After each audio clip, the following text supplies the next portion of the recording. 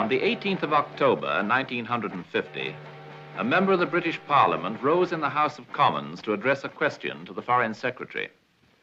This book purports to be a true account of espionage. Written by a former German military attaché, it reveals the most astonishing details of a case said to have occurred within His Majesty's Embassy in Turkey in 1944, and in which hundreds of top secrets, including plans for the invasion of Normandy, were stolen and transmitted to the Germans. Has an inquiry into these fantastic charges taken place? Measures have been taken to prevent any future recurrence of such an incredible lapse in security. However, it must be regretfully admitted that in substance, the story to which the honourable member refers is a true one.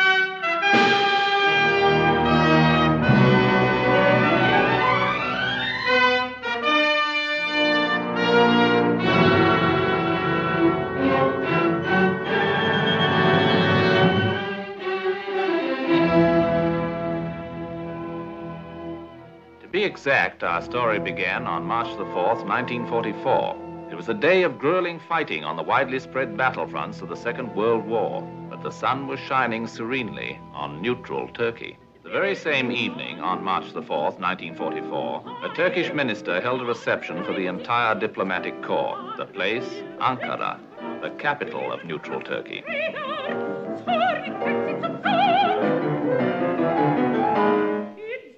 If Excellency will excuse me, I have suddenly acquired a rather severe headache. I've had mine for some time. Perhaps from standing too much? From listening too much. Wagner makes me ill. Herr von Papen, I hope your country appreciates you. You are the only unpredictable German I have ever met.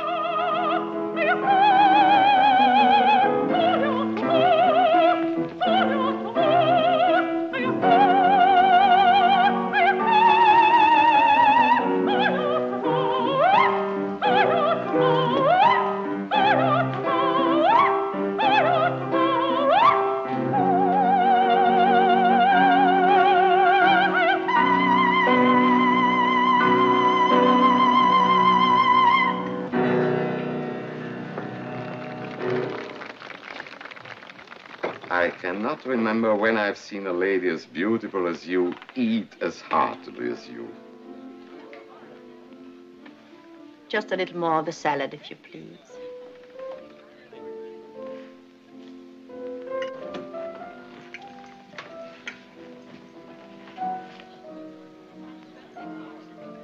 No one admires Turkish food more than I. Still, the prospect of actually dining from a buffet at a diplomatic reception. The number of actual dinners I eat these days is equal to the number of diplomatic receptions to which I'm lucky enough to be invited. Champagne? I have beer, thank you. I've often wondered, Countess, why did you leave Warsaw? Bombs were falling. I felt I was in the way. And why did you come here? You and your late husband had lived so long in England, you had many friends there. I did not consider being bombed in London more attractive than being bombed in Warsaw. You could have returned to your own country, to France. As the impoverished widow of a pro-German Polish count, it would have required courage. I have none. You could have counted upon our protection.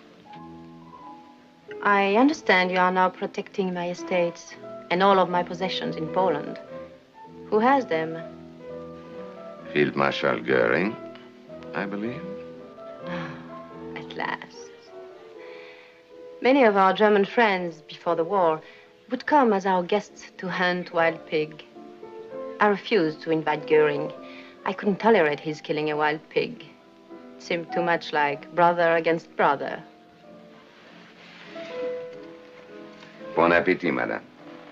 As always, I've enjoyed. Herr von Papen. Yes.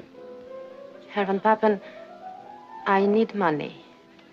These must be difficult times for you, I know. Please don't be diplomatic for just a moment.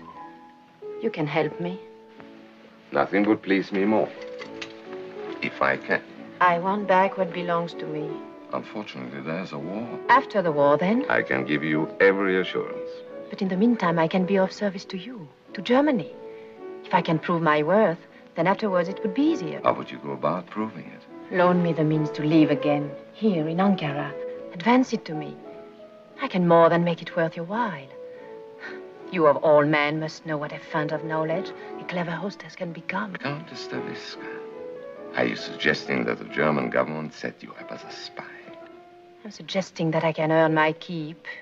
It's a sordid, unrewarding business. Sordid, but not unrewarding. In terms of money, perhaps. What other terms are there? I'm sorry. I'm afraid it's quite impossible. What am I going to do, then? Call upon your friends. I have none that I want. And those who want to be, quite frankly, cannot afford it. I beg your pardon. Yes? Excellence, the British ambassador has just driven up. So soon? Perhaps we can talk long at the next reception, madame. And it's my turn to arrive for the last half of the evening. One thing about being a neutral, I can come early and stay late. And perhaps continue our conversation with the British ambassador?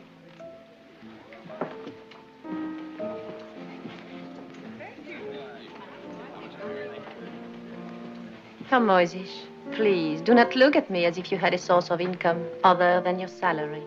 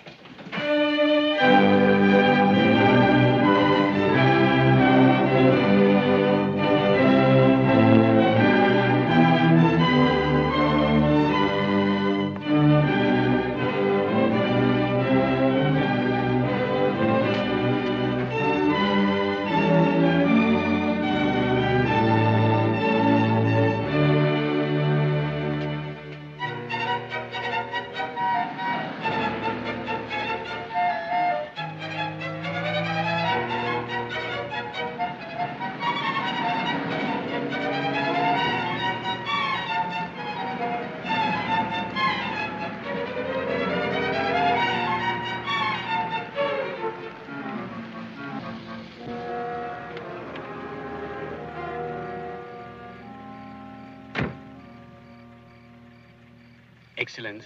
Yes? The Countess Stavisca. What about her? Based upon something she said to me, I have reason to believe she needs money. You too, Moise? I was sure that it wasn't I, Excellence, who approached her. However, it occurred to me... No. She has many friends, access to many sources. Definitely not. Good night, Moise. Good night, Your Excellence.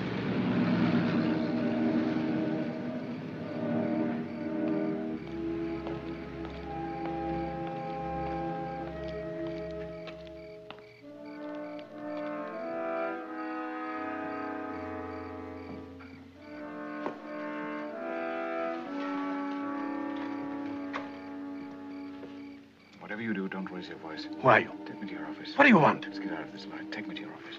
Don't be a fool, Moisich. I brought you the opportunity of your lifetime. Choose right now. You can be the envy of the German Foreign Service. Or you can go through life as a diplomatic valet. After all, what if I were a thief? What could I steal from you?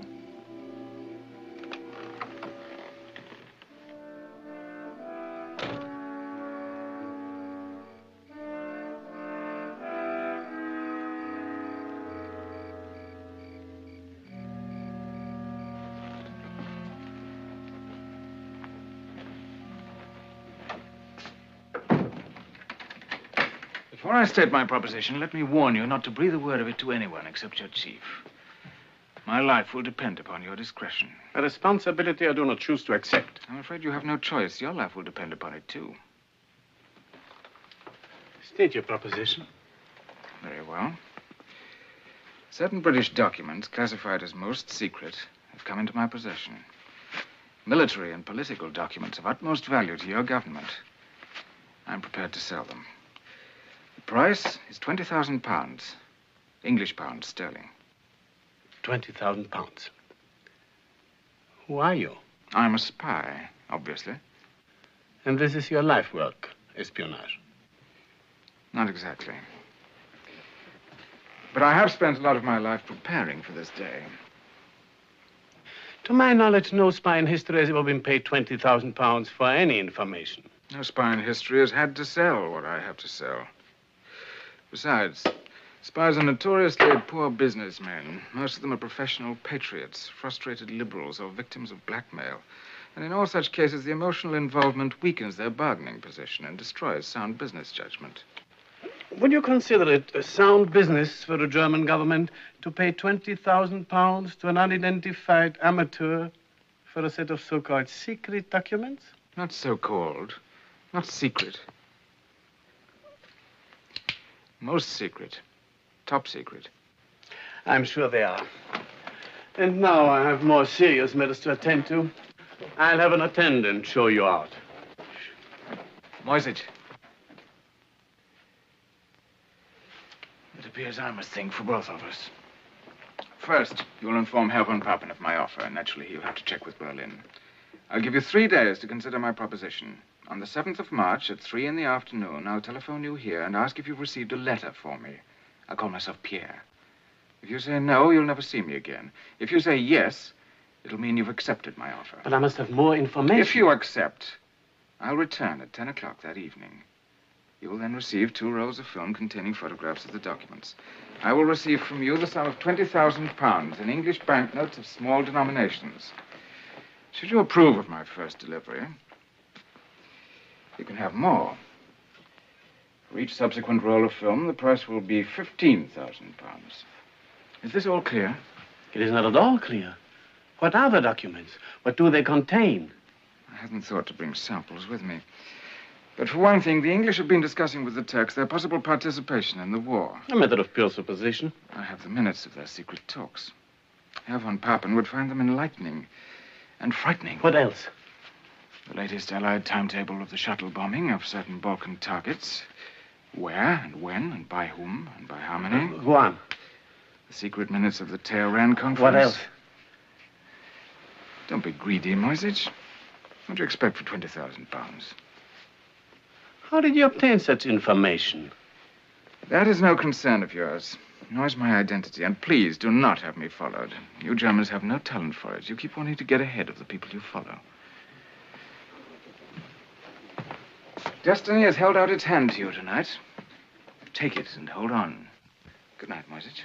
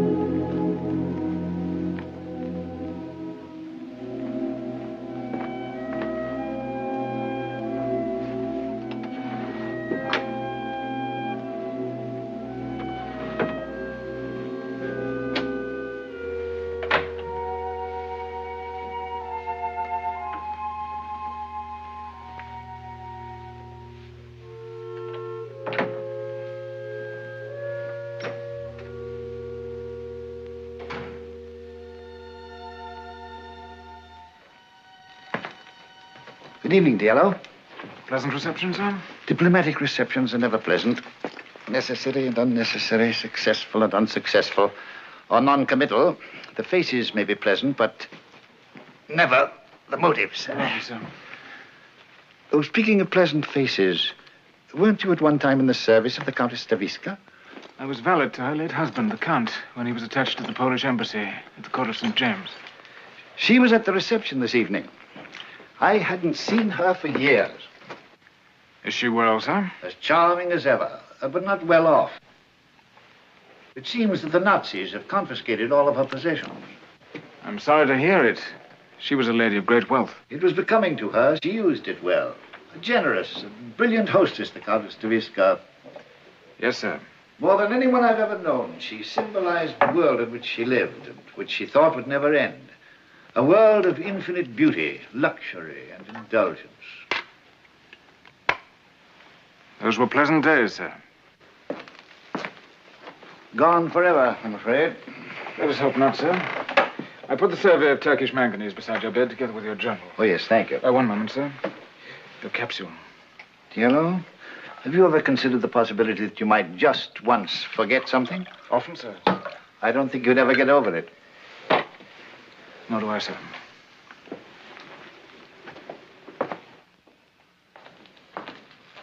Good night, Diello. Good night, Your Excellency.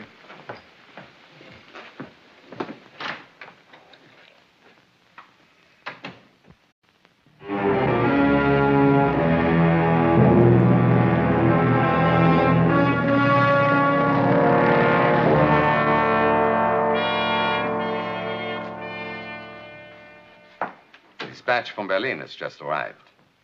Transaction approved. Take every precaution.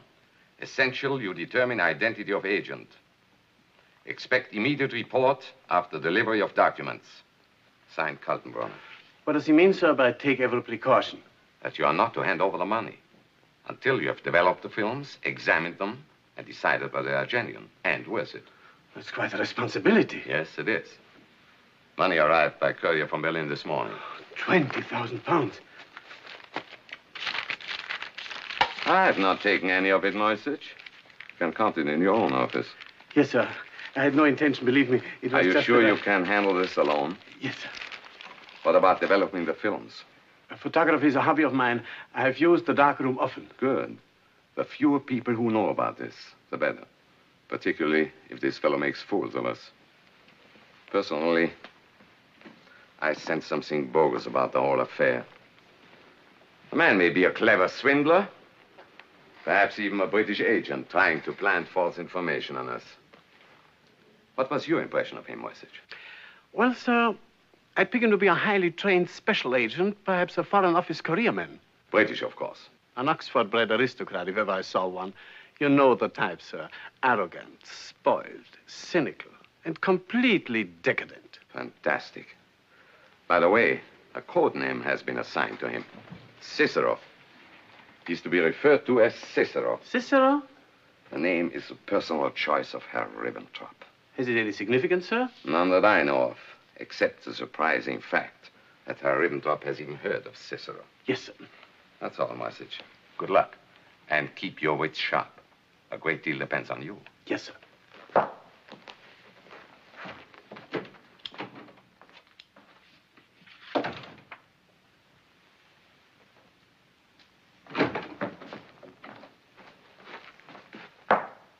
I forgot the money.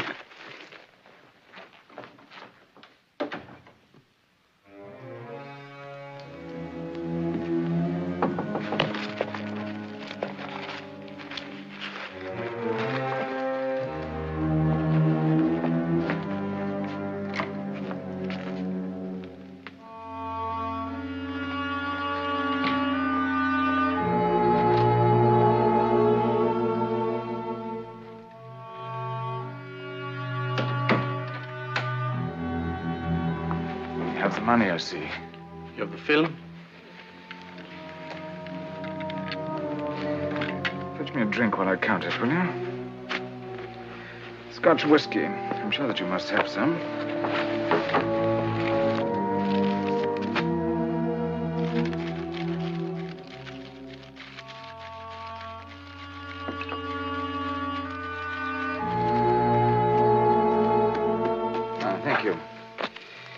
pleasures of duty in a neutral country. You Germans can drink fine Scotch whiskey, and your enemies can fill up on fine German beer.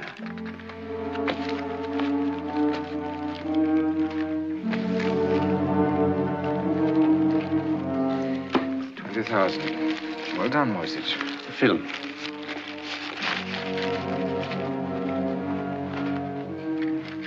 Not yet. You must wait until I develop the film. It'll take only a few minutes. Those are my orders. If you insist, just this once.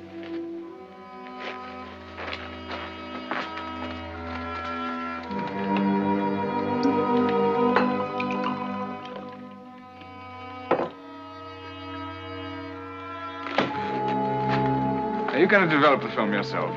Yes. You better drink this.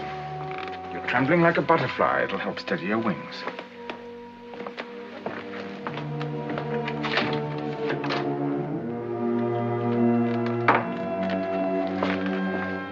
The door will be locked.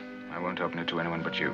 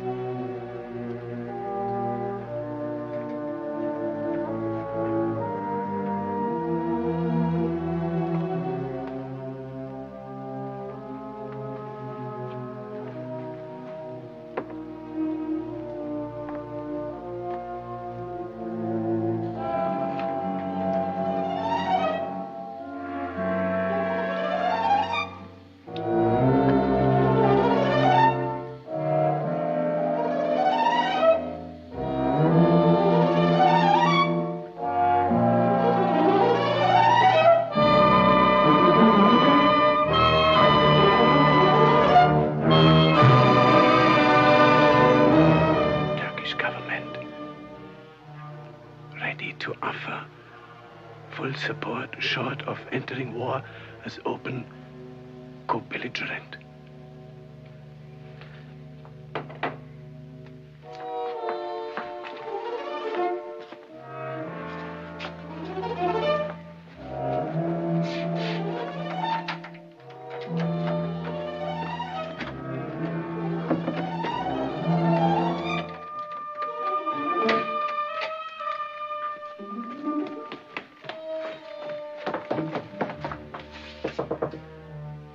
Open up, Moisich.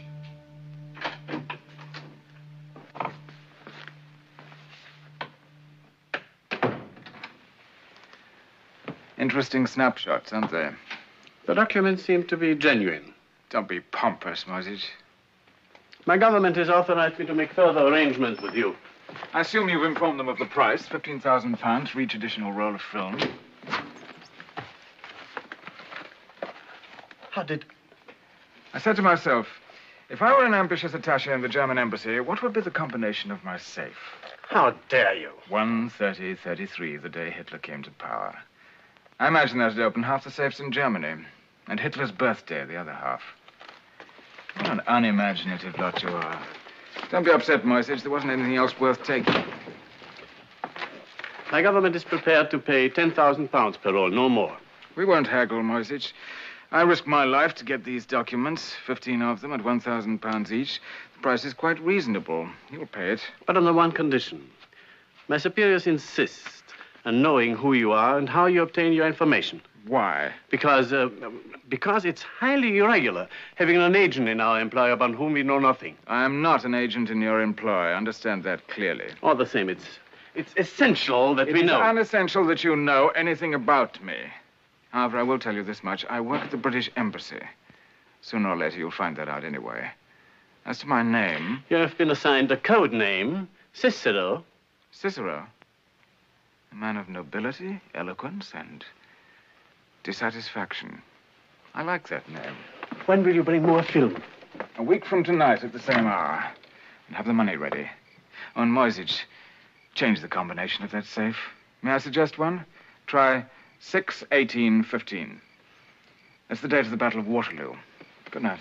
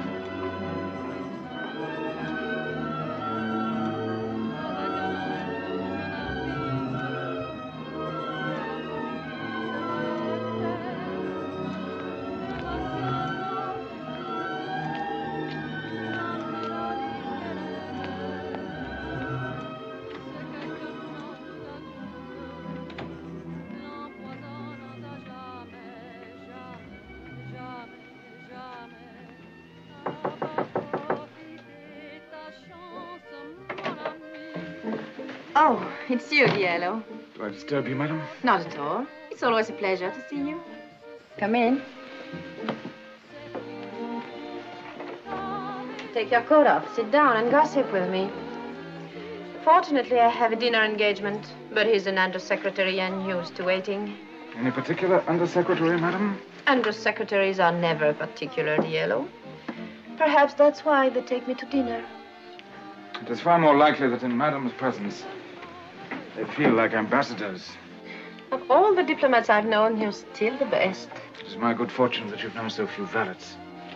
Diello, please. I've spoken to you about this before. You're valet to the British ambassador, not to me. Now, sit down and tell me the gossip. Well, to begin with, the noses of the wives of the diplomatic corps, Axis, Allied, and Neutral, have been badly out of joint this past week. Due to? Due to the ease with which the Countess Stavisca once more proved herself the most radiant, beautiful, and sought-after lady in Ankara at last week's reception. Another of your unverified rumors. I was afraid Madam would accuse me unjustly, and prepared to name my authority. Who? The British ambassador, no less. He spoke of your beauty and brilliance and hospitality, of how in the old days you were a symbol of everything worth having and wanting. A symbol of the good old days. That's me. The last of the lot. If I'm lucky, I'll get 1,000 lira. Diello, will you take it to the pawn shop for me tomorrow? I couldn't face the haggling and whining. Perhaps it would be pleasant for you to go by yourself tomorrow. And bring back the jewels you redeem. I don't understand. Redeem? It's yours. £5,000. It's from me. From you? Is it a joke? It can't be real. There's nothing as real as money. But, Diello, I don't know when I could pay this back to you. I don't want it back. But I can't permit you to. What must be the savings of a lifetime? They're not my savings. I'm not a saving man.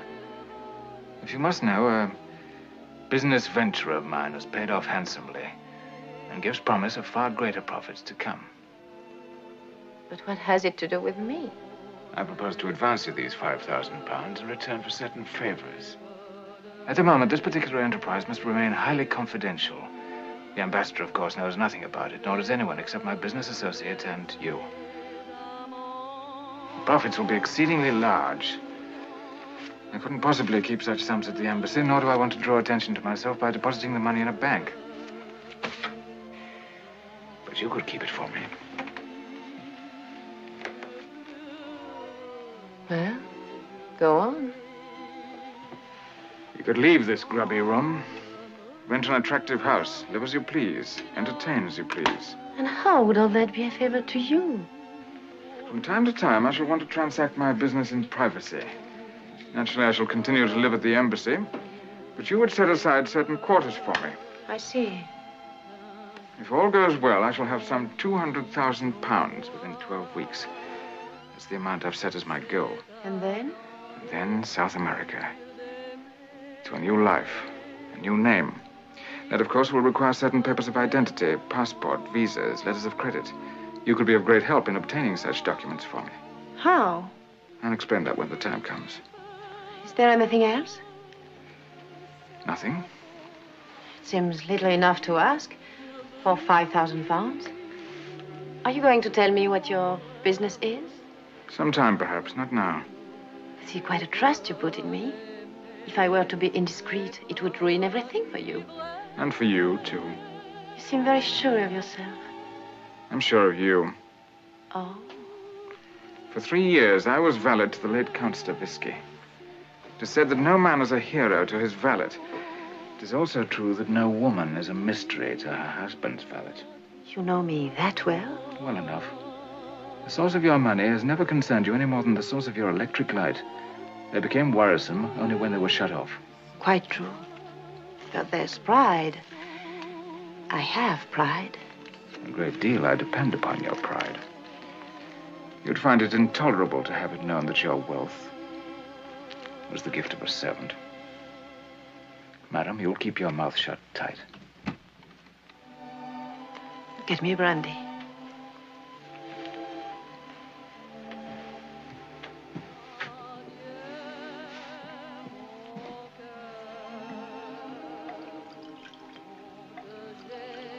I shall drink only out of one glass, thank you.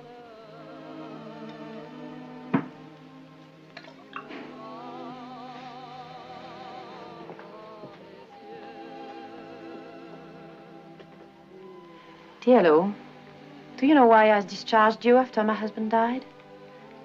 You said you'd be traveling and wouldn't need a manservant. That was a lie. Yes, it was. I let you go because you made me uneasy. You were much too clever for a servant. Too suave, too wise, too self-contained. I was almost afraid of you. I felt you had an evil genius for something. Little did I know it was a genius for making money. That is a lie, too. That wasn't why I made you uneasy. No? No. You were attracted to me. It was upsetting to feel that way about a valet. And to feel that the valet knew it all the time.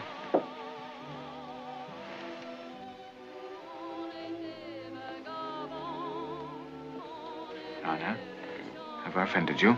You'll soon be very rich. Everything worth having and wanting. He didn't say that about you, I did. That's how I've always thought about you. And now you want me to go with you to South America? Yes. To a new life? Yes. Away from the wars, the intrigues, the fears. The poverty. And it would be right for us now. Because now at last, we are equals. Yes.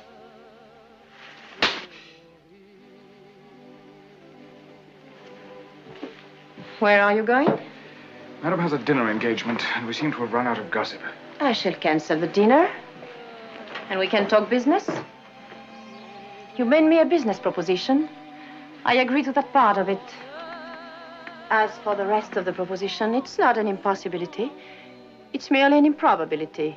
And above all, an impertinence. Because I addressed you as an equal? No. Because you addressed me as a servant. Because in the manner of an inferior, you tried to buy something you didn't think you merited on your own.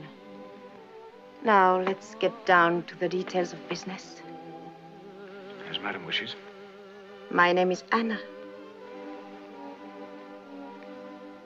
Yes, Anna.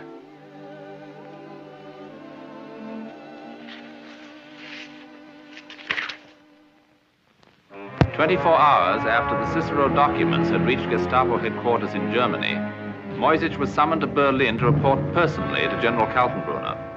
Incredible. You have the negatives? Yes, sir. Give them to Colonel von Richter. Too good to be true. 25 top-secret documents from an unknown agent. This has all the earmarks of a British trap. Sir. Yes? Ambassador von Papen requests me to report that in his opinion, the documents are genuine. I'm not interested in von Papen's opinion. I want facts, proof, conclusive proof. What's the real identity of this fellow Cicero? What are his motives, aside from the money? Does he have a confederate? You haven't answered any of these vital questions. Unhappily, sir, Cicero is most uncooperative. Teach him to cooperate. That's your job. What do you think of the information on the Tehran conference? Well, it looks authentic, but it's such high-level material that we have no means of verifying it. Exactly. And we can't act on what we can confirm. But there's one document here that can be confirmed, this. The operational plan for the shuttle bombing of Balkan targets. According to this, British heavies are going to bomb the Ploeshti oil fields on April 5th. If the raid takes place on schedule, that would serve to confirm the authenticity of the other documents. Good point. Is it your intention, sir, to warn the Romanians? Of course not. What purpose would that serve? Have you made another rendezvous with Cicero? For next Thursday evening. Very well. You fly back to Ankara and keep that appointment. But try to get some facts on the man. Tell him we can't keep paying out such sums of money unless we know how he gets his information. I do my best, sir. Try to do better than that. Yes, sir. This is your responsibility, Moisic. I warn you. Yes, sir.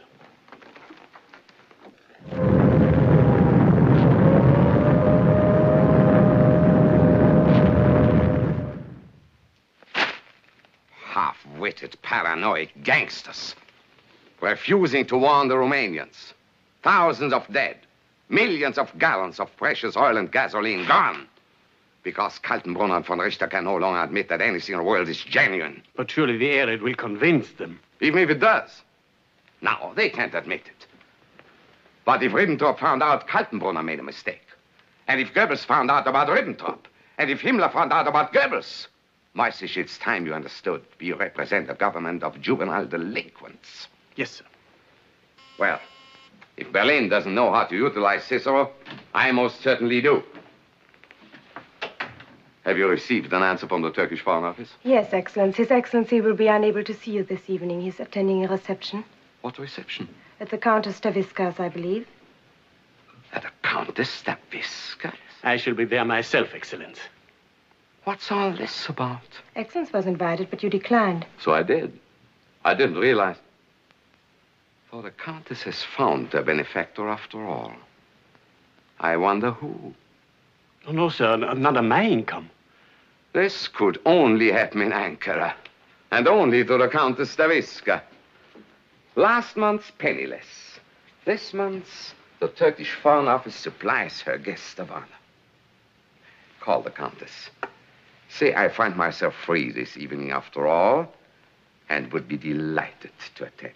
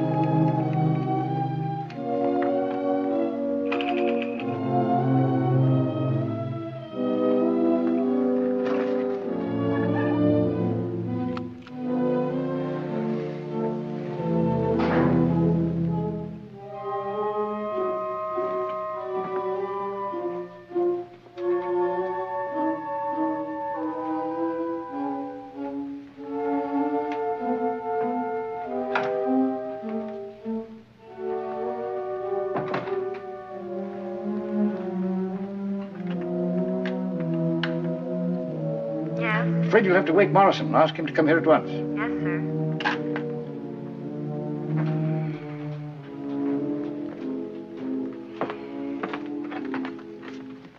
Will you change back into your jacket, sir? Thank you, Diello.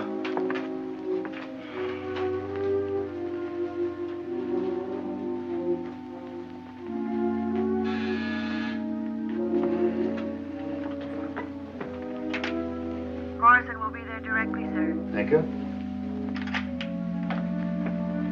Turn on that lamp, will you, Diello? Yes, sir.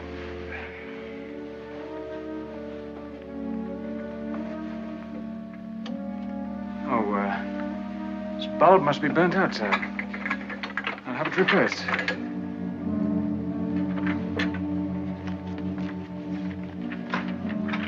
Yes, sir. Morrison, sorry to waken you. Get this dispatch off to Whitehall at once. Have this coded and classified as most secret. Upon representation from Turkish Foreign Office, there is strong reason to believe... Diello, will you shut the door, please? There is strong reason to believe that Van Papen is in possession of top-secret information, which would indicate leak in security here. Upon receipt of this highly classified message, the Foreign Office in London took immediate action. Let me read you what we received from Ankara early this morning. Upon representation from Turkish Foreign Office, there is strong reason to believe that Van Papen is in possession of top-secret information which would indicate leak in security here or Nazi access to secret documents or possibility have broken British diplomatic cipher. Colin Travers, a special agent of British counterintelligence, left London by plane next morning, bound for Istanbul. Colonel von Richter of the Gestapo counter-espionage service left Berlin by plane the same day. Travers and Colonel von Richter arrived at Istanbul the same evening and boarded the Anatolian Express. They reached Ankara next morning. Von Richter carried a Swiss passport, identifying him as Herr Rudolf Hodler, a tobacco buyer from Bern, Switzerland.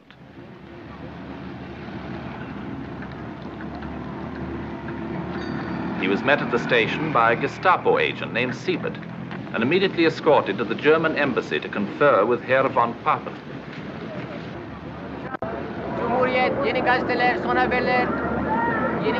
Travers was greeted outside the station by Keith McFadden, a British agent attached to the embassy at Ankara. McFadden, glad to see you, Travers. They left without delay to meet with the British ambassador.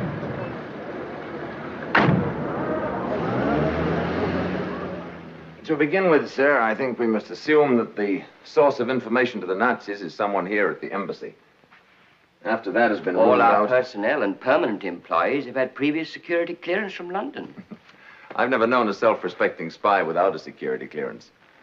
Where do you store classified information, sir? Right there in my safe and in the first secretary's. What about the code room? Under guard day and night. Don't you think it most likely, sir, that this lamentable lapse in security was due to some unintentional slip of the lip at some party or reception? My lips are not in the habit of slipping, Mr. Travers. Nor do I imply that they are, sir. But our material does pass through other hands. It might pass through other lips. Now, McFadden was telling me about an unattached lady, a certain Countess Staviska.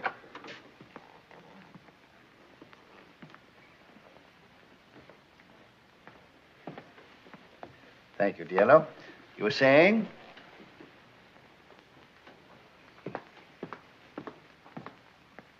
A certain Countess Staviska. It seems she's quite recently and suddenly begun to entertain informal, gay little gatherings. I assume some of our embassy personnel have attended from time to time. The Countess has a wide circle of friends, which I'm happy to say has included me for some time. That circle, no doubt, would also include Herr von Papen and his associates. Mr. Travers, the Countess is doing her very best, I assure you, to live neutrally in a neutral country. Under the circumstances... According to Mac here, her circumstances have taken a startling change for the better. Does anyone know the source of her sudden good fortune? I cannot see that it concerns anyone but the Countess Staviska. And I certainly cannot see what the source of her income has to do with our problem. Now, I'm probably just a gossip at heart. Maybe that's why I like my work. Counter-espionage is the highest form of gossip. It is obvious the Cecil is paying the bills for the Countess. Why else would he choose her villa for his next rendezvous with Moisich? What a strange and sudden and perfect relationship. Too strange, too sudden, and too perfect. The unknown Cicero and the well-known Countess. Well known for her anti-German sentiments. Yet only recently. She pleaded with me personally for an opportunity to work in our interest. The suggestion of British intelligence, no doubt. Colonel von Richter, just what will convince you that Cicero is what he says he is? A spy, selling us genuine documents of great value for a great sum of money. I've come here to convince myself, Herr von Papen, one way or the other. A talk with Cicero might help. Moisich, when do you meet him next? At the villa, next Thursday evening. Then you will arrange for Mr. Hodler, the Swiss businessman, to be present. My incognito. I think it's preferable that Moisich remain our only contact with Cicero. I'm afraid you do not understand why I'm here, Excellence. I've come to Ankara to relieve you of all responsibility in our relations with Cicero. I cannot be relieved of that responsibility, except by the order of Foreign Minister Ribbentrop.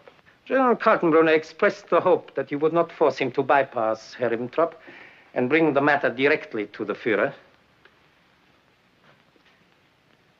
What further instructions has the Gestapo for me? In the future, all documents from Cicero will be sent directly to Berlin. Those which General Kaltenbrunner feels are pertinent to your diplomatic mission will then be transmitted to you.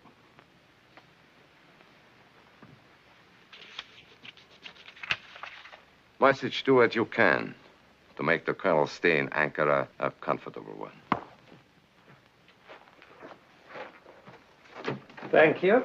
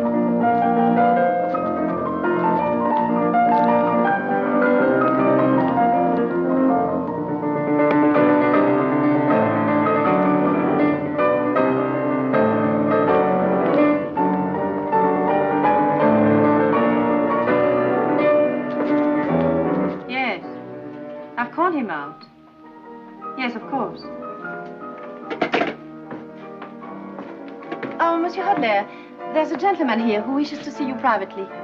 You had a business appointment, I believe. I believe so. I'll take you to him.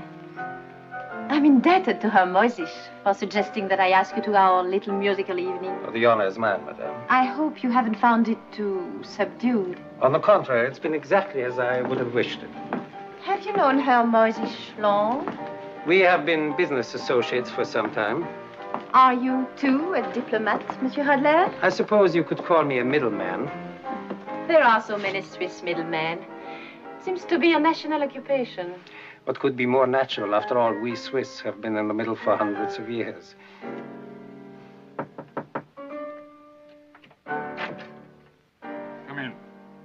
I'll see that you're not disturbed.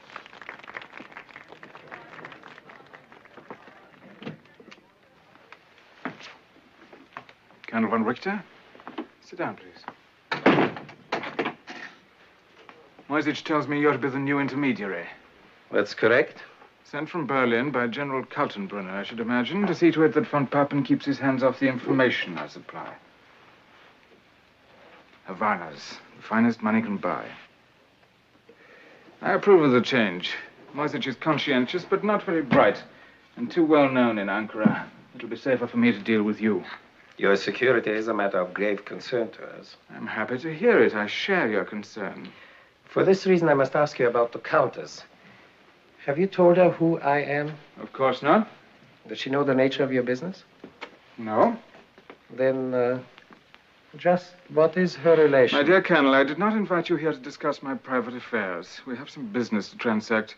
Did you bring the money? As always, you will be paid after we have developed the film.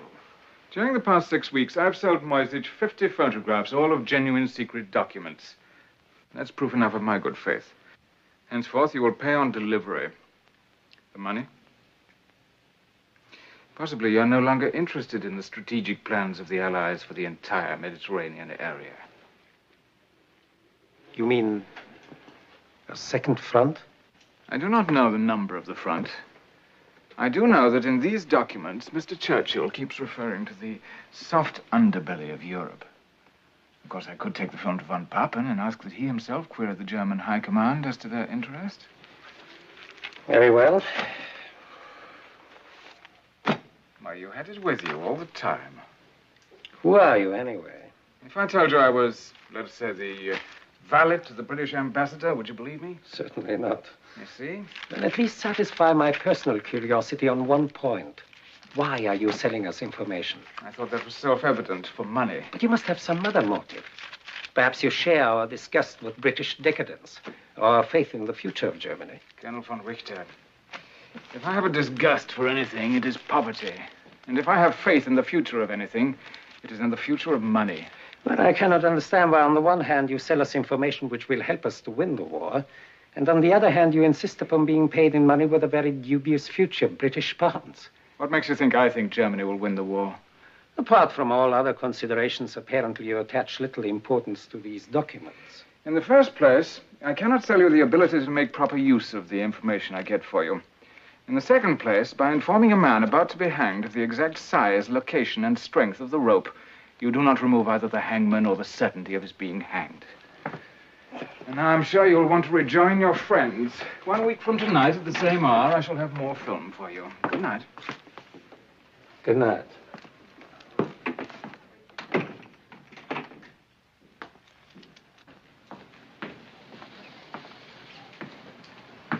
I trust your meeting was a satisfactory one, Monsieur Hadley, Quite satisfactory, thank you, madame. and that you will honor us again soon. The honor will be mine, madame. Good night. How charmingly you Swiss click your heels. An old Swiss custom? Good night.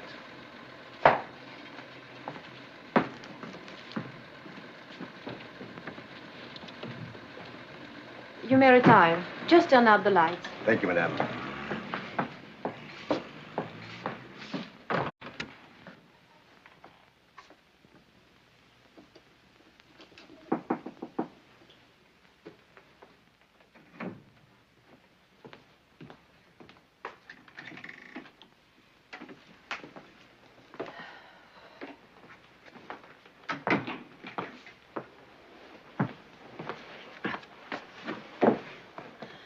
Profitable evening? Profitable enough to bring the total to £75,000. Another 6 or 7 weeks should do it. Diello, why don't you stop now? Why go on playing with fire? What makes you think I am? Oh, don't treat me like an idiot child. Your friend Hodler, he isn't Swiss. Oh? I know a Prussian when I see one. Does it matter to you? Your safety matters to me. So many people are concerned about my safety. I never felt more secure. Well, I don't. And my security depends upon yours. Forgive me. I keep thinking of myself as a man. I keep forgetting I'm a valet who pays dividends. Must you leave so soon? I mustn't stay away from the embassy any longer than necessary. I can't see why a man as rich as you should go on pressing the trousers of the British ambassador. That's where I get my money. I steal the loose change from his pockets. Oh, before you go, Diello, get me a drink. Will you?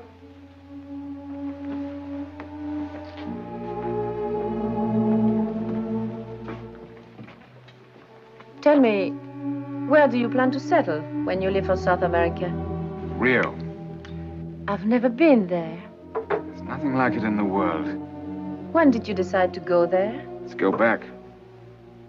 I decided that the moment I first saw it many years ago. I was a cabin boy on a dirty tramp steamer. I can remember standing at the rail, looking up at a villa high on the mountainside above the harbor. I could see a man on a balcony looking down at my ship. He was wearing a white dinner jacket. He seemed close enough to touch, and yet he was beyond the reach of anyone. I swore then that someday I'd be that man.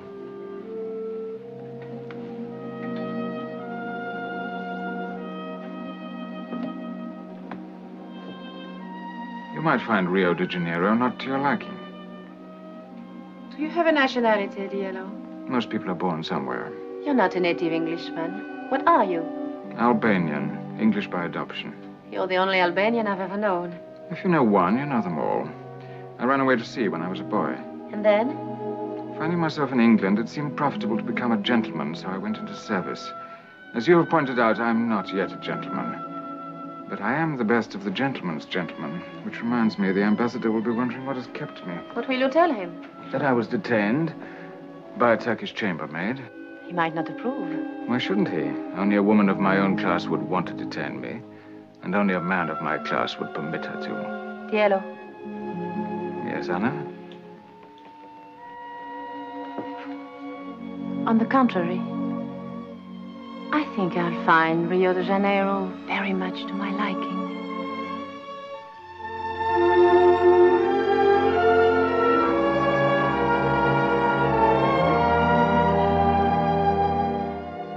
Anna.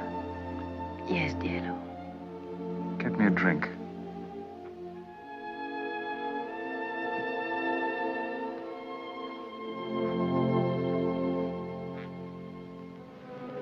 During the next 5 weeks, Cicero sold the Germans 35 top-secret documents, which brought his growing fortune to £155,000 sterling. The Germans were informed of every secret word the British ambassador set to paper, every secret conference, every secret pact. And yet, despite the unerring accuracy of the information gathered from the Cicero documents, German intelligence refused to act upon it, out of fear that Cicero might be a British plant. As for the British, they had failed to uncover any breach in their security.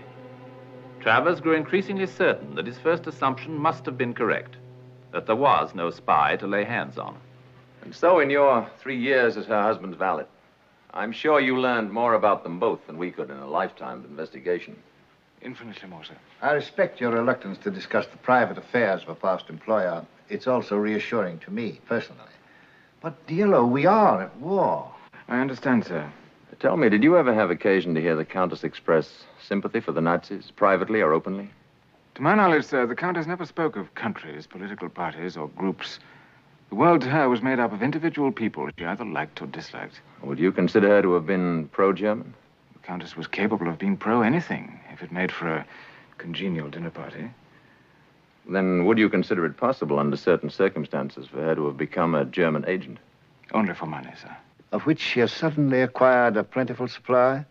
I know nothing about spies, of course, and the way they function, but I can remember that the Countess had a remarkable talent for receiving confidences from important people. The Count always relied upon her for a great deal of information that was otherwise unavailable to him. Thank you, Diello. That's all. Thank you, sir. I'll be dining at the American Embassy. You may take the evening off. Thank you, sir.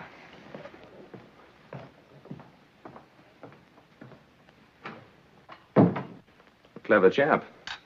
Because he supports your theory that the breach in our security was no more than a few irresponsible remarks at one of Alistair Visca's dinner parties? Well, frankly, sir, that is a fairly accurate summary of the report I was planning to send to London. I hope you're right. Fact remains, however, that Van Papen still anticipates every move I make. You may soon be doing some anticipating of your own, sir, about Herr Van Papen and his moves. How do you mean that? Well, this is extremely confidential, of course, but our cryptographers in London have just succeeded in breaking a German diplomatic code. A code used by their embassy here? That's welcome news, I must say. Of course, they'll discard the code sooner or later, just as we change ours periodically. But for a while, we'll be eavesdropping on the German ambassador. To eavesdrop on Van Papen. A pleasure I've long hoped for.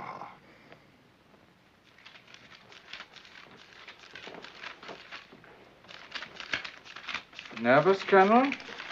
This house is far too dangerous a meeting place for us. I wouldn't be surprised if the British were watching it. I haven't yet, but they will soon.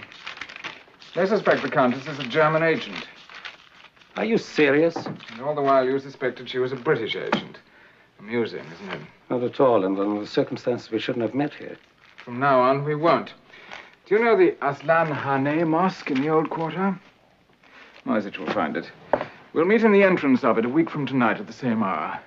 Be sure to take your shoes off. The Muslims will resent it if you don't. Childish. To them, no more childish than you're resenting someone's hat being on in church.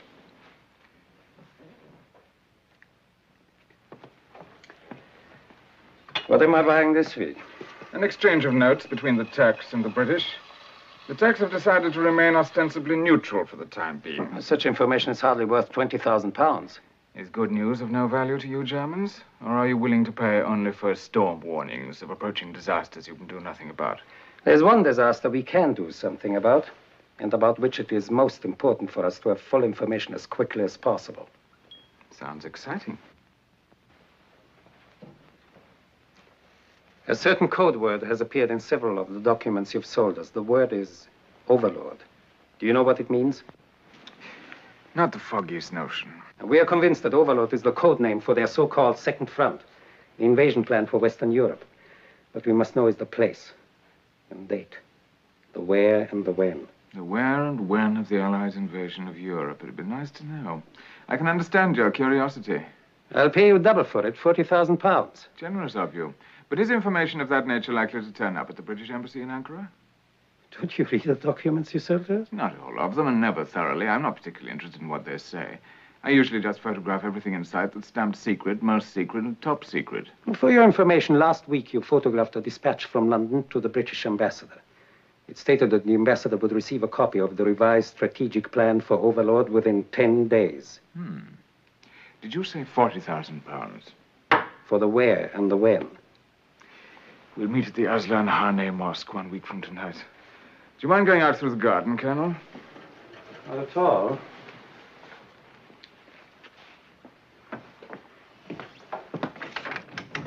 You and the Countess must be running out of small talk anyway. Good night.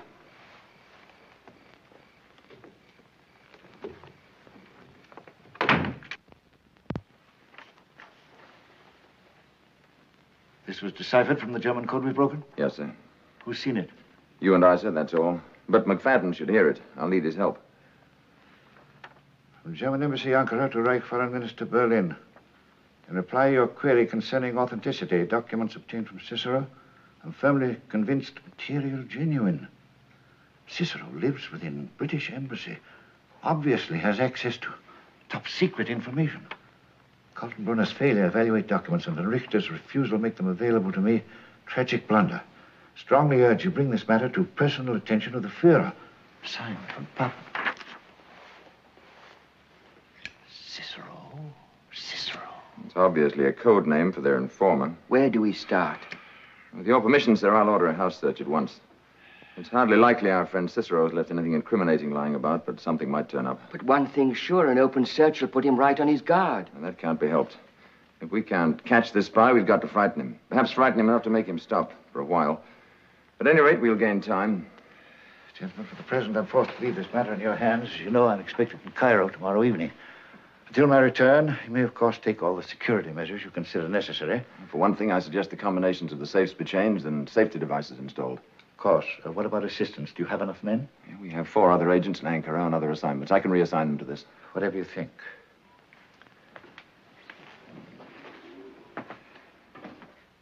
Tell me, Travers, do you have any idea who it might be?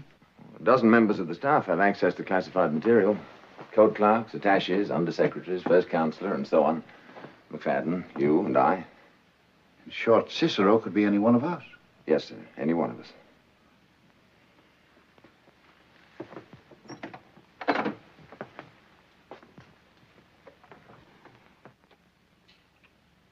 There you are, sir. Be a few days before I get the combination changed, but the alarm's on and ready to go. Well, just so that I don't set it off by myself, you'd better explain again how it works. There's nothing to work, sir. If you were to turn that dial a 1/16 of an inch in either direction, the alarm would go off. To cut off the alarm...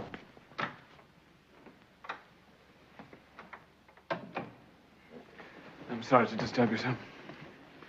Shall I pack your uniforms? I won't be needing them, thank you, Diello. Very well, sir. I'll close your bags. And by the way, don't be upset if Mr. McFadden should ransack my quarters while I'm gone. There'll be no need of that, I'm sure, sir.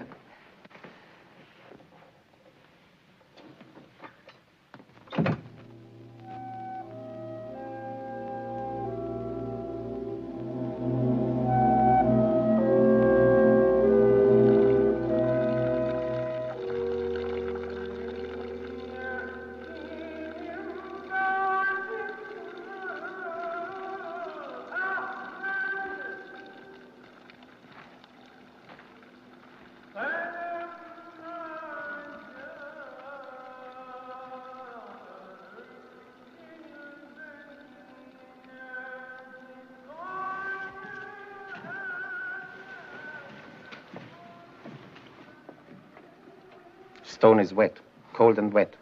Acceptable to Mohammedan feet, perhaps, but not to mine. It's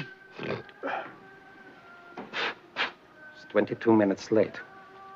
It's the first time. He has never been late before. And you say he hasn't been to the villa all this week, hmm? Siebert has kept a day and night watch. Cicero has not appeared once.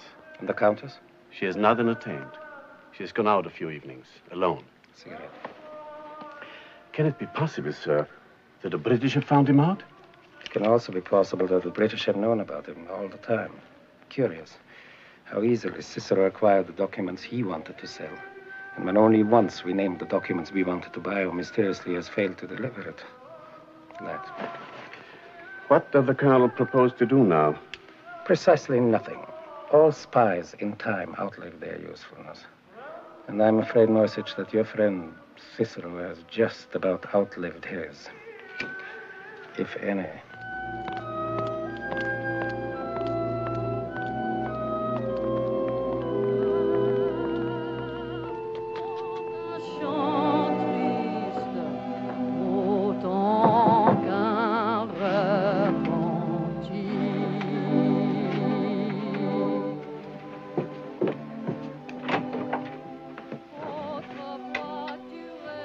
Voilà.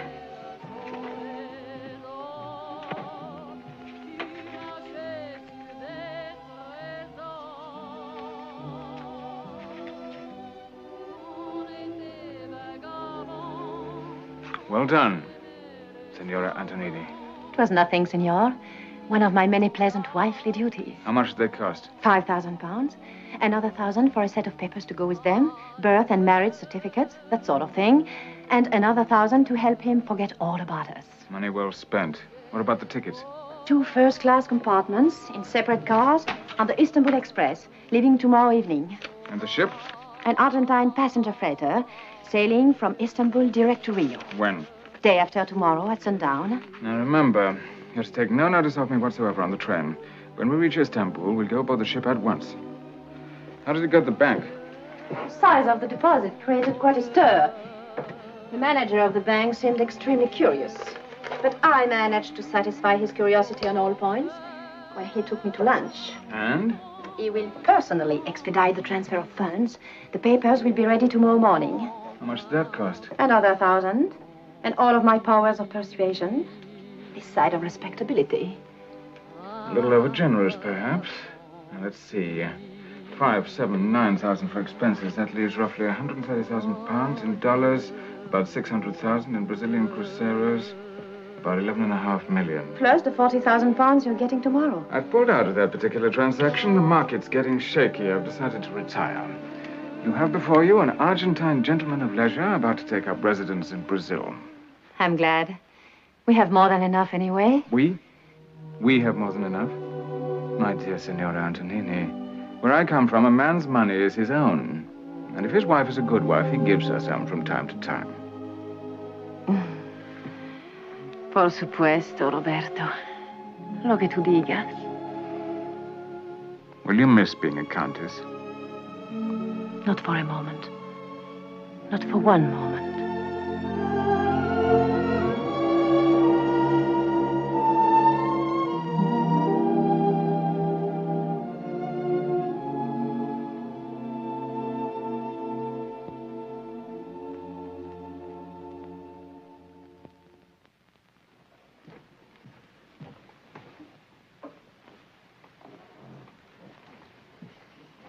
Diello.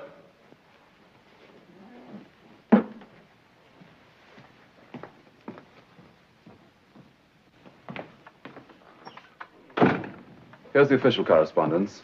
The ambassador's personal mail. Will you keep it for him? I'm leaving for the weekend. Will His Excellency return tomorrow as he planned? Not till Sunday. I put a list of his calls on the desk.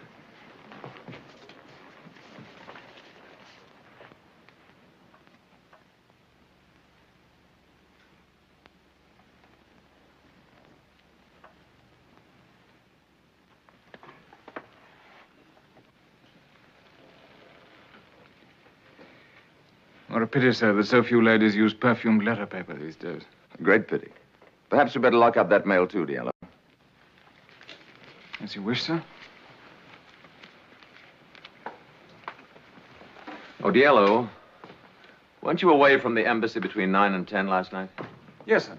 Would you mind accounting for your movements? Not at all, sir. I walked for a while on the boulevard, stopped for a drink at the Yuxel Palace, then back to the embassy. Oh, one other question about the Countess again.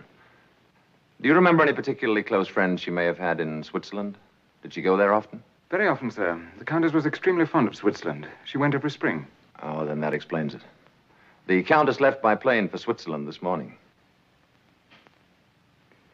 I hope she can enjoy it in the style to which she is accustomed. That shouldn't be any problem. She took 130,000 pounds with her. You ready, Mac?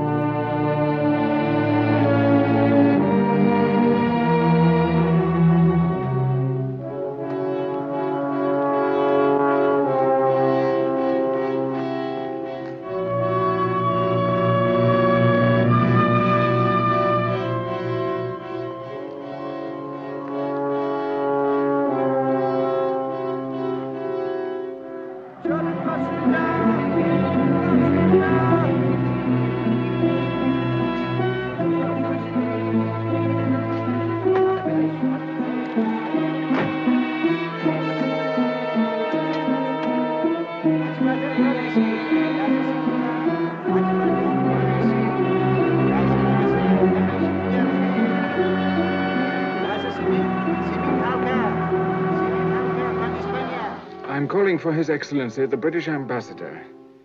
I have a message for the Countess Stavisca. Madame left for Switzerland this morning, sir. I don't know, sir. Madame said it was for an indefinite stay. Yes, sir. Thank you, sir. Yes. Yes. No, I can give you no information, Your Excellency, beyond the fact that the Countess Stavisca has withdrawn all of her funds. Yes. You are very welcome.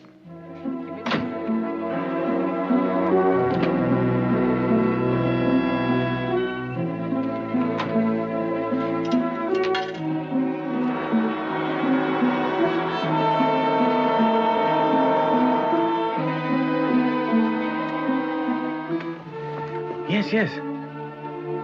I can reach Colonel von Richter immediately. Tell the Colonel I can get the merchandise he wanted.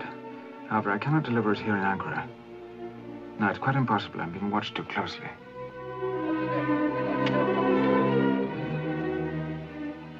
I shall have to ring off now. Tell the Colonel I'll arrange a meeting place in Istanbul. I'm leaving this evening. I'll call you at the German consulate in Istanbul tomorrow.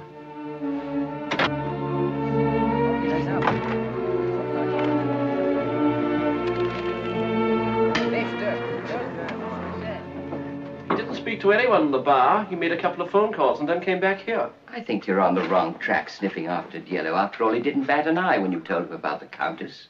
There's something about him. There's something about him. Why, for one thing, should he go out to a cafe to make a few phone calls?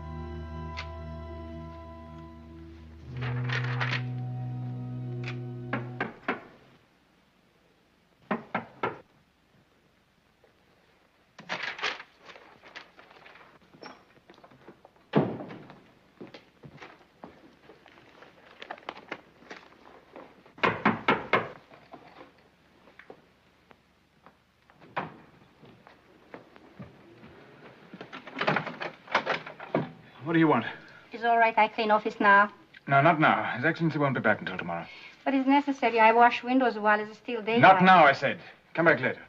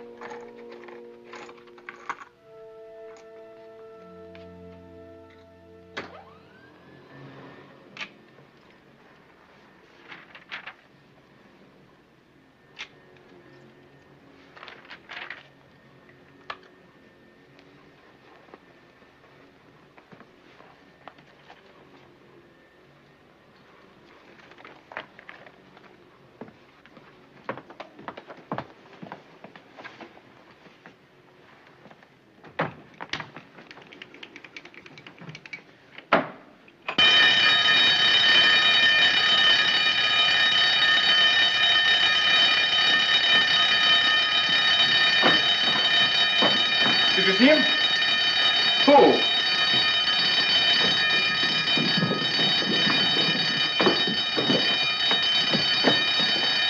Turn off the alarm. Open it up. Diello! Where's Diello? He just ran out. Seemed to be chasing someone.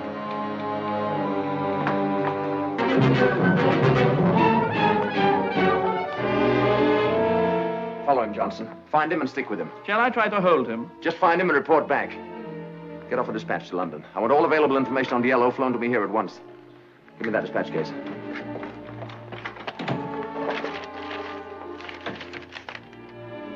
Nothing seems to be missing here. How many letters have you there? 4. We locked up 5. That letter. Perfumed letter gone, but nothing out of the dispatch case. It's odd. McFadden.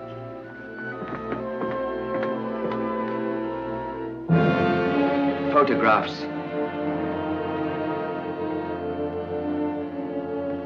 Have Burroughs and Murray watch the approach to the German embassy.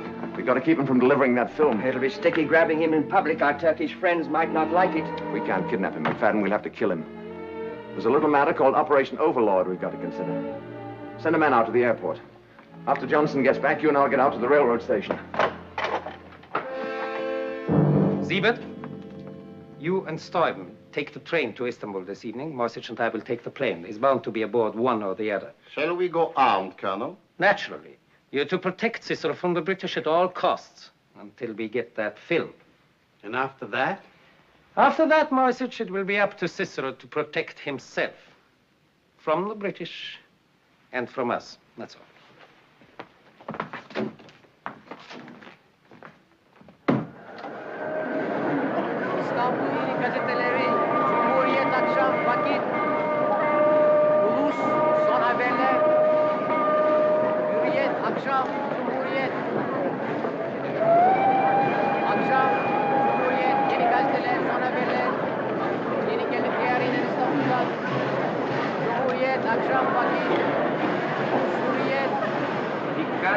Dikkat!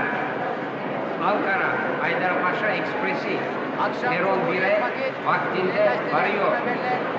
Dikkat! Dikkat! Ankara, Haydarpaşa Ekspresi. Peron 1'e vaktinde varıyor.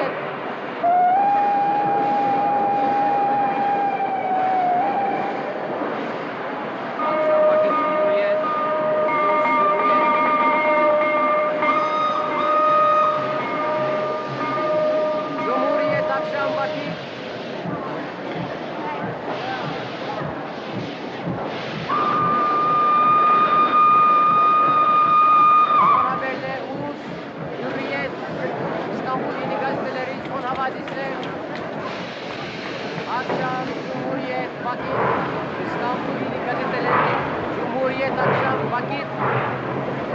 Ulus son haberler.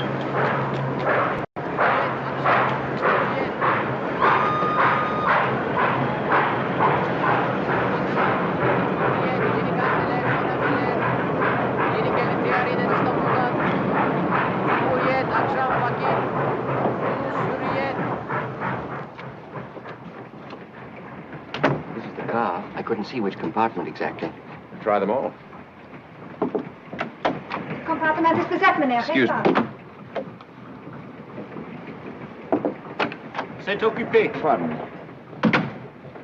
I will not fail you, sir. This compartment is occupied, gentlemen. May I see your reservation? We didn't have time to get one. If possible, we'd like to purchase a compartment in this car. I'm sorry. There are none available. We'd be happy to make it worth your while. They're none available, gentlemen.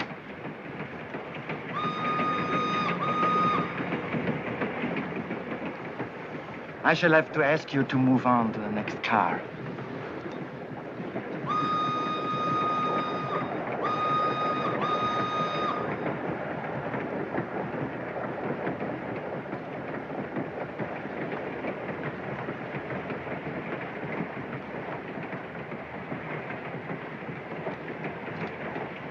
Might as well put that away and fill your pipe instead.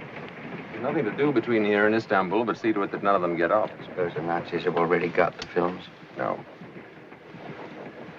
They wouldn't be playing watchdog for him if they did. They're going to take good care of him until he hands it over.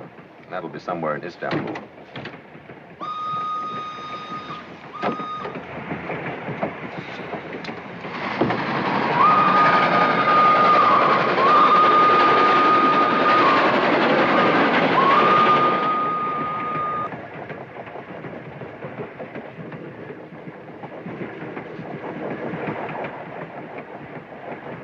So by the time you receive this, my dear ambassador, I shall be far away from Ankara, far away from intrigue and uncertainty and humiliation. I shall be settled, I hope, in a new life of peace and security and self-respect. You have spoken so often to me, my dear friend, of Diello, the perfect valet who served my late husband and who serves you now. Surely I can offer no greater proof of my affection for you and my devotion to the Allied cause than to inform you now that your trusted Diello is a German spy. I know that both you and your government...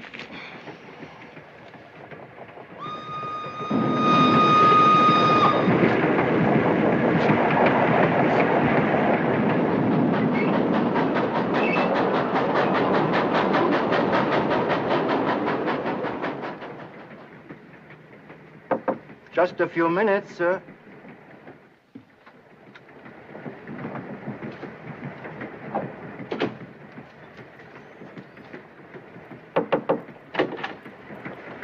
Good morning, gentlemen. Did you sleep well? I slept extremely well. Guards to the left of me, guards to the right of me. You are my bodyguards, aren't you? Or are you my assassins? We are to see that no harm comes to you from the British. Honored. It puts me right in a class with Norway and Denmark and Holland and any number of things you're protecting from the British. And besides, if anyone were to lay a hand on me, I could expose and ruin this film in a matter of seconds. You are in no danger at all. We will stay at your side and see you safely to the German consulate. Don't be whimsical. I've come to give you a message from Moisage. Tell him he's to meet me at Hakim's restaurant near the Watchtower at 6 o'clock sharp this evening. We would prefer if you come to the German consulate at the same hour if you like. No, thank you, although I'm tempted. So many more people go into German consulates than come out. I've often wondered what possible attraction could keep them there so long. We must have some guarantee that you have the film. I thought you were the silent partner. Here's all the guarantee you'll need. Don't unwrap it.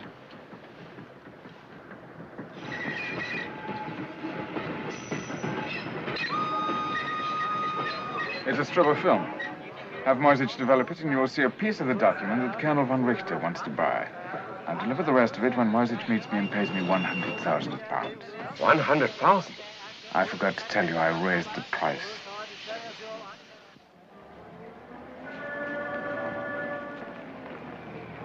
Ready, Moisich? Yes, sir. Remember to be extremely friendly. Give him the money first. As soon as you have the other portion of the film, come straight back here. Yes, sir. You know what to do after that. There's a problem of the Turkish police. It is hardly likely you will choose to kill Cicero on a crowded street or in the presence of a policeman. On the other hand, it is hardly likely he will go to the police himself, not with 100,000 British pounds in his pocket. Yes, sir. Now, good luck.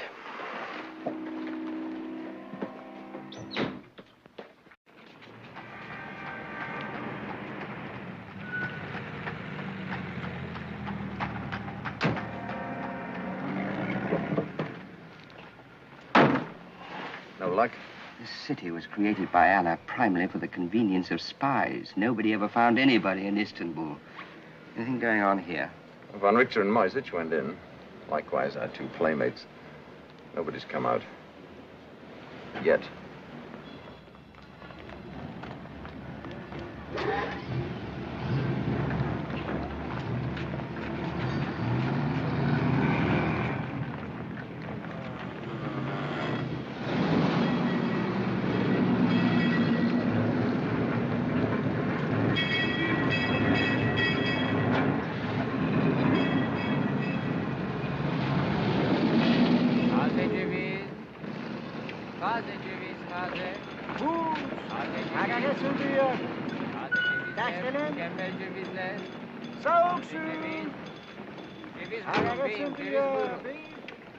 Taze ceviz. Buyurun beyim, taze ceviz.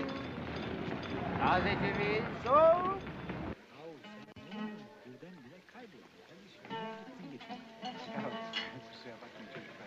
Ben geçenlerde şeye gittim. Yok. Dinliyor musun? Orada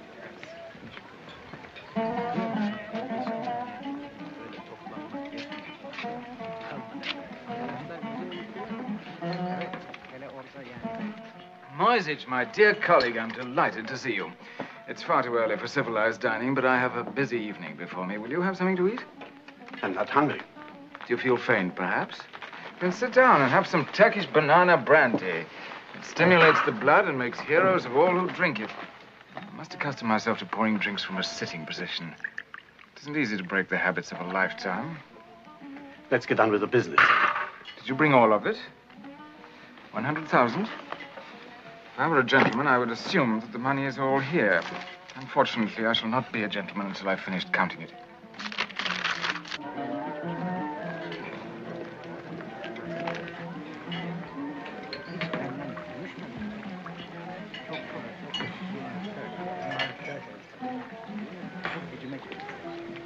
Do you speak English?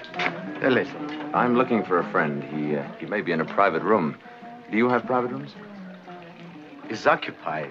Then he must be in there. I'll just... I'm sorry. He not wish to be disturbed. But he's expecting me. I'm sorry. You will sit here, please.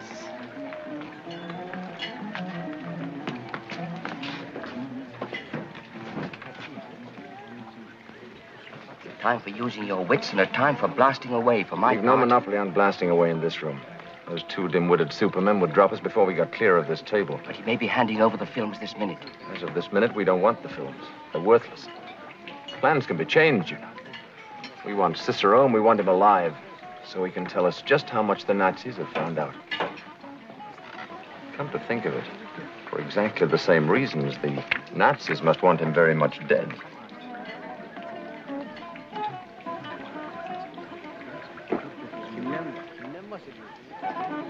You're balmy. You're completely balmy. He'll jump at it.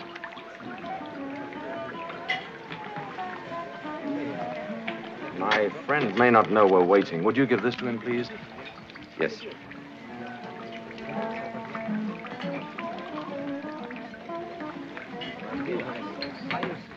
Abdi Bey, how can I ever thank you enough for your hospitality, courtesy, and kitchen? It is always a joy to see you, Diello. It takes me back to old times. Size not var, İngilizlerden. Thank you. No answer required. Who was that note from? What was in it? Would you like to purchase a photograph of it? Why so nervous, Moisich? This is the greatest day of your life. When you die, Hitler will dip you in bronze and name streets after you. Can't you count a little faster? Haste makes waste. You've grown fond of me, is that it? You're troubled because you know that I haven't much longer to live. Those two men are here to protect you from the British.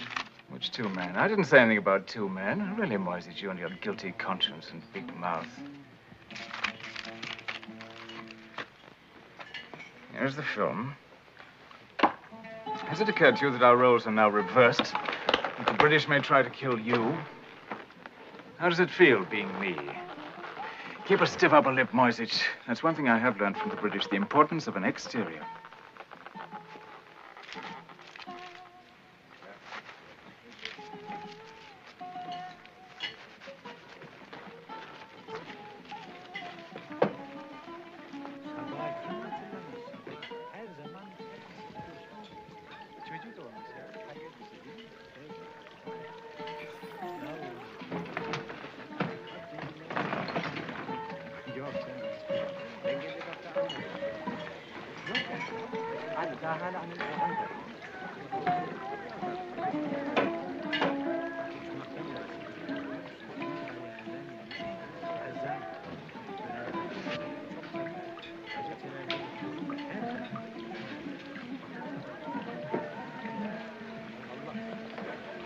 Travers, I'm touched by your solicitude. I'm happy to accept your offer of protection. Imagine me, of all men, with a British sword and a British shield. Personally, I'd rather slit your throat. Impractical. In that case, I'd be unable to tell you the things you want to know. You've no idea how confused the Nazis will be to see you protecting me. They still half suspect I've been a British plant all along. We'll see you safely to a taxi and then to the British consulate. That'll be almost back where I started from. No, thank you. We'll walk away together and then say goodbye. Listen, Diello. We'll protect you from the Gestapo, but we intend to take you alive. I've no intention of being taken alive. We'll get the Turkish police to arrest you. It's against the law here to carry a weapon, McFadden. Did you know that? However, first things first. Shall we begin by startling the Nazis with your concern for my safety?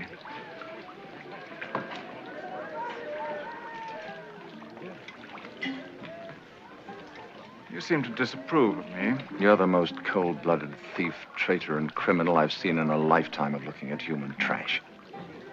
What a pity. I rather hoped I'd look like a gentleman.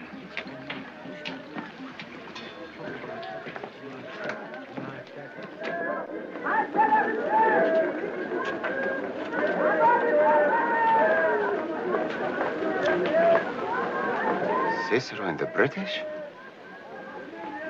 Put that away. Too many people.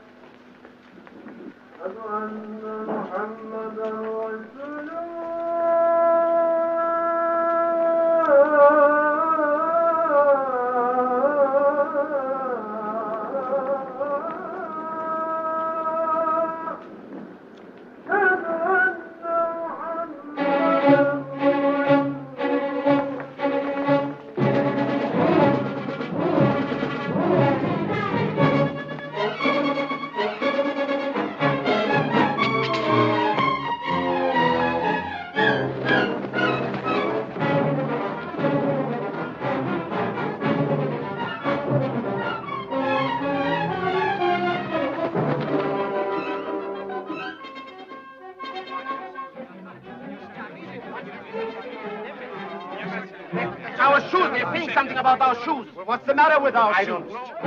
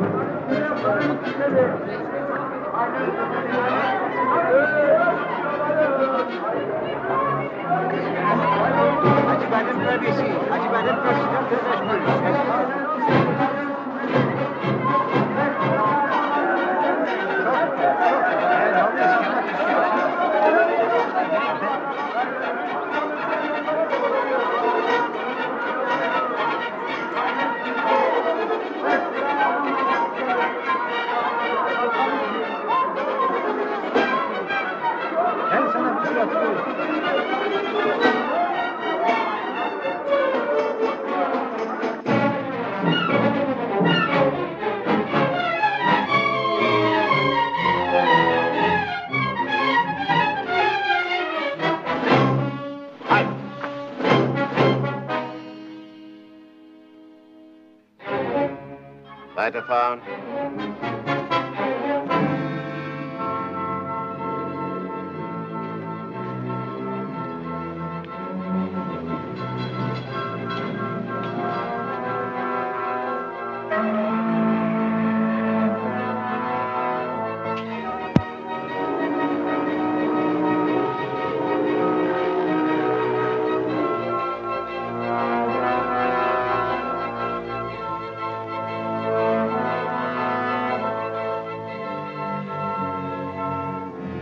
You must believe me, Colonel. The British held us off. They were protecting him. Nonsense. But they let him get away, sir.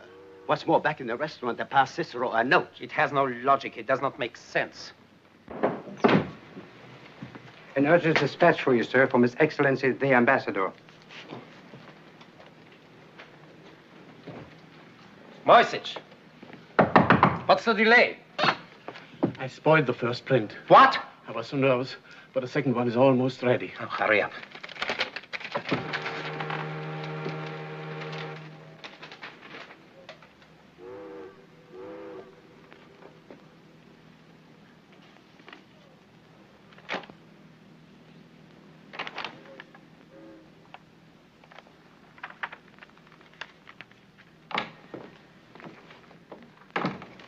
Here it is, sir. They fit together perfectly. D-Day for Operation Overlord is tentatively set for early June, along the coast of Normandy and Cherbourg Peninsula. Cal, did you hear it? Yes, I heard. Now you hear this. An urgent dispatch from von Papen. I've just received personal letter from Countess Anna Stavisca, naming Cicero as British agent. I'm unable to corroborate the accusation because Countess has left country. But in view of her past efforts to ingratiate herself with us, I'm compelled to believe her charge is true. I don't believe it. I've always believed it from the first. I told you so. I know the British and their childish tricks. I don't believe it. The earlier documents, they were genuine. Events proved them genuine. Of course, they had to be, so that we would swallow that big lie, that one. I nearly paid with my life for this. I knew it. I knew it all along.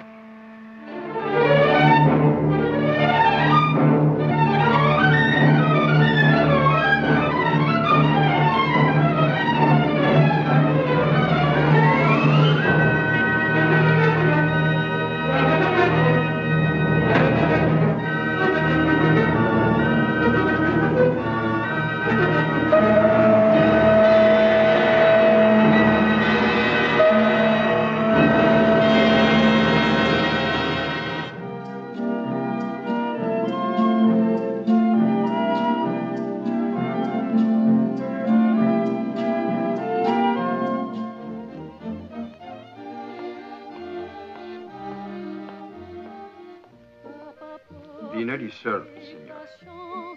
Mon ami, tu avais trop de confiance, c'est fini, c'est fini. T'avais une femme merveilleuse, si jolie, t'as pas su la rendre heureuse, t'es tout seul, elle est partie.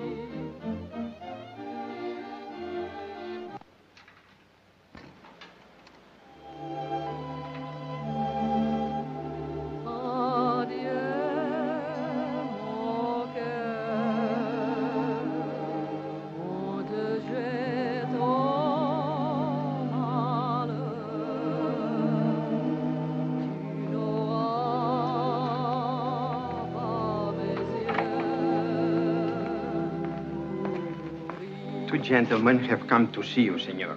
Your banker and another gentleman. Senor da Costa at this hour? Very well, have them come out.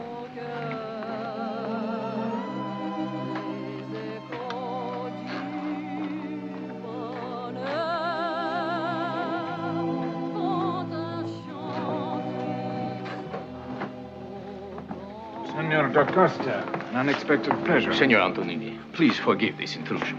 May I present my friend, Senor Santos? I'm honored, Senor Santos. I've looked forward to meeting you, Senor. Please sit down, gentlemen. Will you join me for dinner? Thank you, Senor. We have dined. Some wine, perhaps. Signor Antonini is already known in Rio for his exquisite taste in wine. Are you associated with the bank too, Senor Santos? No, senor. With the Brazilian Department of Investigation. Ah. Then I assume you investigate Argentine citizens who settle in your beautiful city. Among other things, yes. And have you discovered some irregularity in my papers? No, senor. Your papers are all perfectly in order. There is an irregularity, however, senor. It is a matter of your account at the bank. Am I overdrawn? As of yesterday, I had approximately 7 million cruzeros in my account. I was referring to the bank draft with which you purchased this villa. As I recall that transaction, I paid the full sum in cash, 25,000 pounds sterling. That is correct.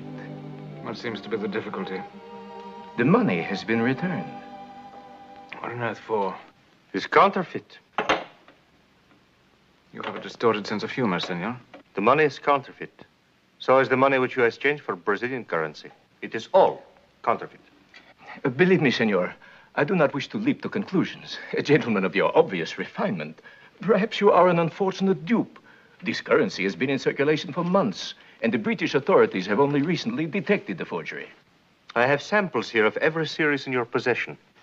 They are the most skillful facsimiles I have ever seen. Signor Antonini, I implore you to cooperate. You see, we know that these counterfeit notes were printed in Germany. The British have established that beyond the shadow of a doubt. And so far, they have turned up in 3 places. Here in Brazil, in Turkey, and in Switzerland. Switzerland? Over 100,000 counterfeit British pounds were confiscated there recently. In the possession of a political refugee, a lady. It would be in your interest to tell us where and how you got this money. Switzerland? Believe me, senor, this is no laughing matter. It is my unhappy duty to inform you that you are under arrest. Anna. I beg your pardon? Anna. Poor Anna.